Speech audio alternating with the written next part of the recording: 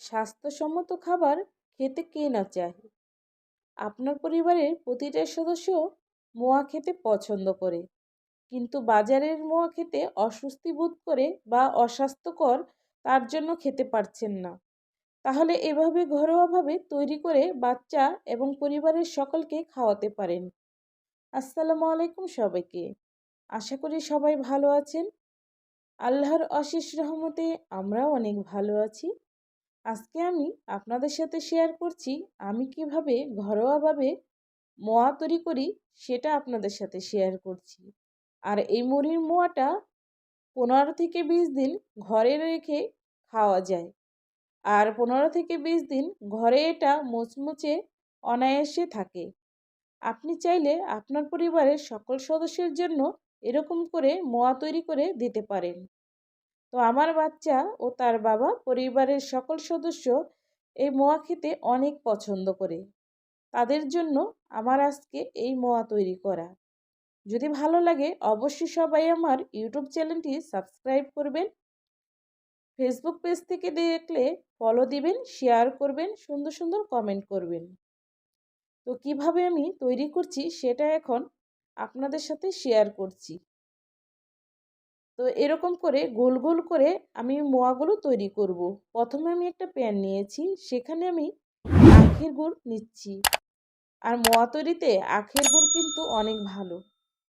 আমার গুড়গুলো এমনিতেই নরম ছিল, আমি এখানে কোনো পানি ব্যবহার করিনি। যদি চাকা গুড় হয় অবশ্যই একটু পানি ব্যবহার করে নেবেন।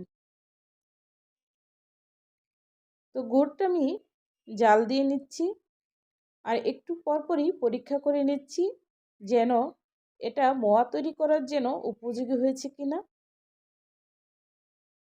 তো হাত দিয়ে আমি এখন দেখিয়ে নিচ্ছি, যখনই সুতার মতন লহর উঠবে ভেবে নেবেন আপনার গুড়টা মোয়া তৈরির জন্য উপযোগী হয়েছে।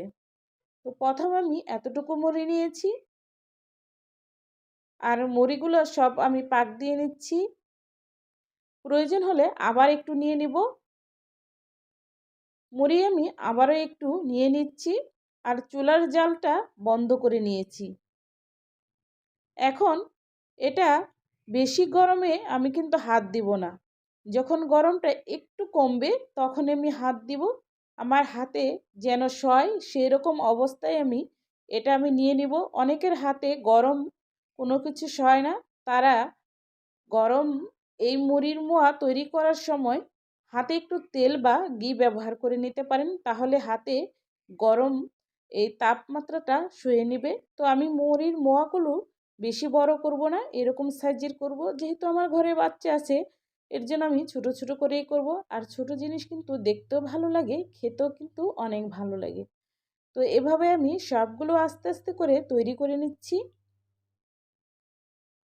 আর এই মোয়াগুলো খেতে কিন্তু অনেক ভালো লাগে। বাজারের মোয়া থেকে ঘরের মোয়া কিন্তু স্বাস্থ্যসম্মত, খেতেও অনেক ভালো লাগে। অবসর সময় ঘরে বসে এরকম মোয়া খেতে কিন্তু অনেক ভালো লাগে। বিশেষ করে শীতের সময় মোয়ার চাহিদা কিন্তু অনেক বেশি থাকে। শীতের সময় গুঁড়ো পাওয়া যায় ভালো। তো এই সময়টা ঘরে মোয়াটা সবসময় তৈরি করে থাকি। আর দেখুন কত সুন্দর হচ্ছে।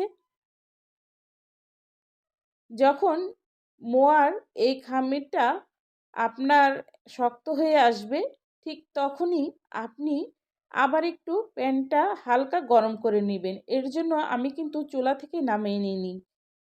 তো চুলাটা ধরিয়ে আমি এখন আবার একটু হালকা গরম করে নিচ্ছি, যেন মোয়াগুলো তৈরি করা যায়। বেশি ঠান্ডা করে একদম মোয়া তৈরি করতে যাবেন না, তাহলে কিন্তু মোয়া তৈরি তো হবেই না, মুড়িগুলো একদম শক্ত আকার ধারণ করে নেবে। একটু কষ্ট হলেও চেষ্টা করবেন গরম অবস্থায় এটা করার। আপনার হাতে যেন সয় সেই রকম করেই নিতে হবে। তো সবগুলো মোয়া আমার হয়ে আসছে। আর আপনি চাইলে মিষ্টিটা আপনার চাহিদা অনুযায়ী দিতে পারেন। যেহেতু আমরা একটু মিষ্টি বেশি খাই, এর জন্য আমি গুড়টাও একটু বেশি দিয়েছি।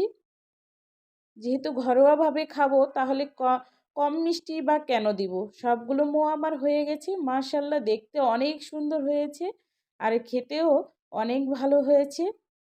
তো সবাই আমার ভিডিওগুলো দেখবেন, আমাকে সাপোর্ট করবেন। যদি ভালো লাগে অবশ্যই বাসায় সবাই তৈরি করবেন। সুন্দর সুন্দর কমেন্ট করবেন। আর ভিডিও দেখার জন্য সবাইকে অসংখ্য ধন্যবাদ জানাচ্ছি। আজকে এই পর্যন্তই। আল্লাহ হাফেজ।